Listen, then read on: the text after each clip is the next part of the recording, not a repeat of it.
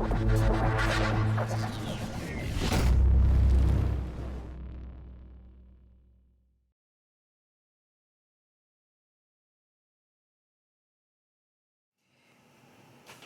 up, Mezcla de Razas? My name is Jose Polanco.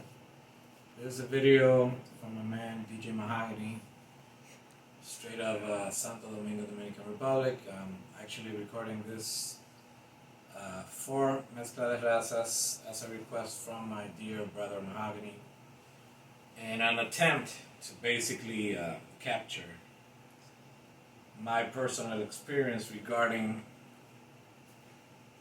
public enemy. And I'm proud, I'm ready, I'm hyper, I'm amped. Most of my heroes on a piano stand. Their first two records, which are like the most closest to me. I was first acquainted with the group, like right around late '88, early '89. I first started reading about the group. I've always been a BMX biker. So in BMX freestyle back in the late '80s, Public Enemy was like the official soundtrack for the American and British scenes. So like in every event, you would hear like if it was a competition, every rider, like 5 out of 10 riders would be riding to either rhythm without a pause, or Black Steel, you name it. We were all into Public Enemy. They had the right mixture of adrenaline and lyrics that made us vibe to it. So bringing it down to the Dominican Republic, and it was really hard to get stuff like music, you name it. Everything was hard to get. So what the locals, what we had to do was basically make friends with the Dominican York. That's how we call it's kind of like the New Yorkers. So like the Dominicans that were raised in New York or born out of Dominican parents in New York, we call them Dominican Yorks. So the Dominican Yorks used to bring whatever was hot in New York at the moment. So like the less traveled kids locally would get an access to what was going on basically in real time. So I remember like around March '89, some rider friends in the eastern side of the city, across town, kind of like a half-hour drive, an hour bike ride from here to there. They called me and they said, "Yo, there's this kid that has the Public Enemy song, Don't Believe the Hype, and he plays it on the tape deck every afternoon outside his house. So we ride in the street, in the front of his house." So I said, "Cool, let's go and check it out." So I took my two closest friends, Fred and Pablo back then, and we rode like an hour to get there. And we're out there, and the guy brings out the little radio, and he starts playing "Don't Believe the Hype." So we just went crazy with it. Like, oh my god! So it was so. When you got to anticipate a record so much, then when you finally got to hear it, it was like like an epiphany. So basically, that was like my first head-to-head introduction with the music of Public Enemy, and from then on, it just went naturally. So by the time I got my hands on a copy of It Takes a Nation of Millions to Hold Us Back, which by then I would have thought that it was their first album, but actually we all know it's not. So it just blew my mind altogether, and the whole multi-layered sound, the noise of it.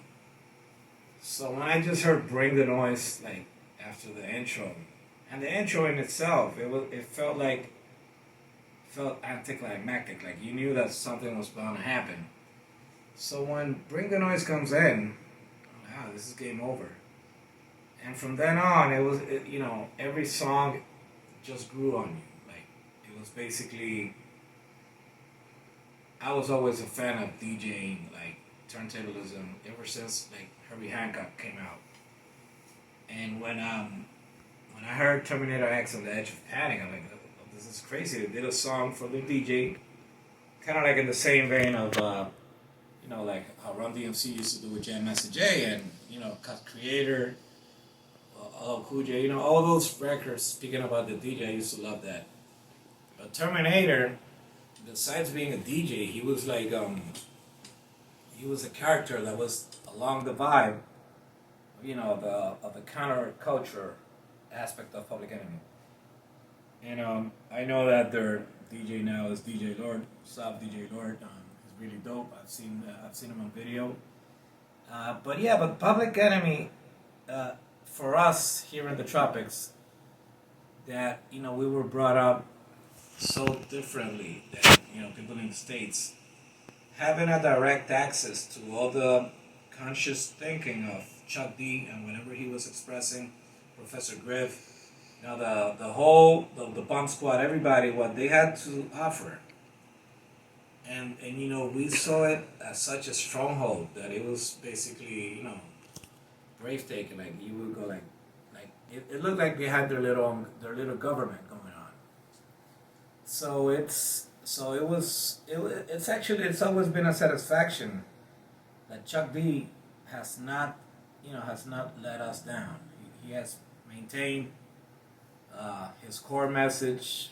The group has maintained their essence. I always remember this kid.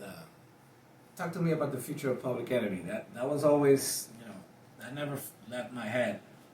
And for example, the introduction to Fear of a Black Planet.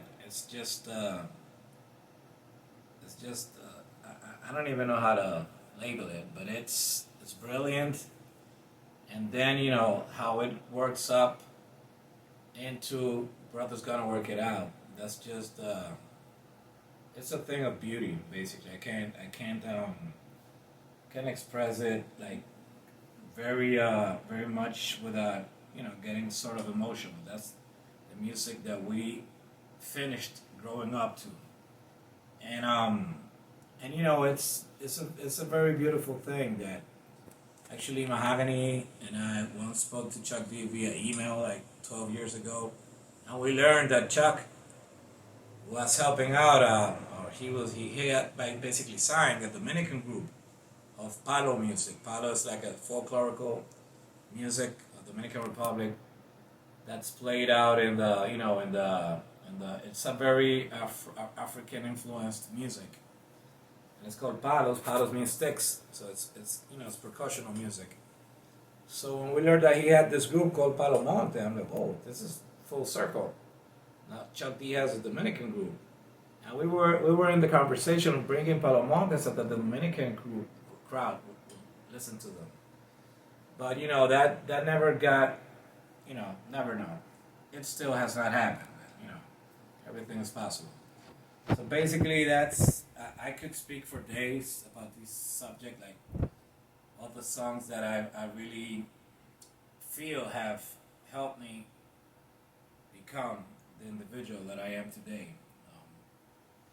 I learned about Huey Newton, about Malcolm, about all the black leaders through Public Enemy, and it's been a very good thing because us Dominicans, we're all Afro descendants, in more or less, in various types of percentages, but everybody has African blood in this country. So to know that all these African thinkers were instrumental in the creation of a big nation like the United States, and to learn that Frederick Douglass was the first American ambassador here in the Dominican Republic, it's one thing goes with the other. So I would like to thank PE for becoming the voice that I basically needed to hear when I was 14, 15. years old here in Dominican Republic. So, peace out, Mezcla de Raza, DJ Mahogany, and one love from here, DR. I'm talking about bass. Ya tú sabes, papá. Cuídate.